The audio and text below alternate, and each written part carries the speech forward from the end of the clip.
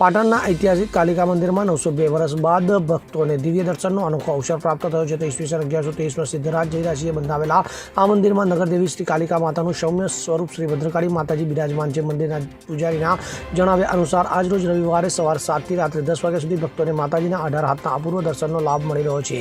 માતાજીના દરેક હાથમાં વિવિધ શસ્ત્રો અને આયુધો છે. આમાં કમળ, બાણ, ખડગ, વજ, ગદા, ચક્ર, ત્રિશૂલ, ફાંસી, રાખ, ઘંટ, માસ, શક્તિ, દંડ, ઢાલ, ધનુષ, માનપાત્ર અને કરમકલનો સમાવેશ થાય છે. તો માતાજીના પદ્માસન મુદ્રામાં બિરાજમાન છે અને 12, 16 અને 24 પાંદડીવાળી કમળ પર વિરાજે છે. તેમના અલંકારોમાં પગમાં ટોકીઓ, ગુદારીવાળા નુપુર, હાથમાં બાજુબંધ અને વિવિધ આકારના કંગન છે. તો ગળામાં 5 આકારની પાંદડીઓવાળી હાંસડી અને વિશેષ પેન્ડેન્ટ સાથેનો હાર શોભે છે. તો માતાજીનું મુખાર વિંદ, લંબગોળ અને પાનના આકારનું છે. તેમના કાનમાં પહેરેલા કુંડળ ગ્રીક સંસ્કૃતિની છાપ ઉપસાવે છે. તો પ્રતિમાની નીચે શૂંઠવાળો સિંહ અને જમણી બાજુ મણીની દપાકો કંડારેલો છે. તો આ વિશેષ સંયોગ નિમિત્તે માતાજીનો ભવ્ય અભિષેક કરવામાં આવ્યો હતો અને વહેલી સવારથી જ ભક્તોની ભીડ ઉમટી હતી.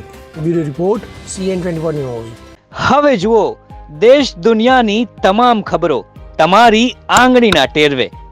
ઉઠાવો મોબાઈલ અને Google Play Store પરથી ડાઉનલોડ કરો અમારી CN24 ન્યૂઝ મોબાઈલ એપ.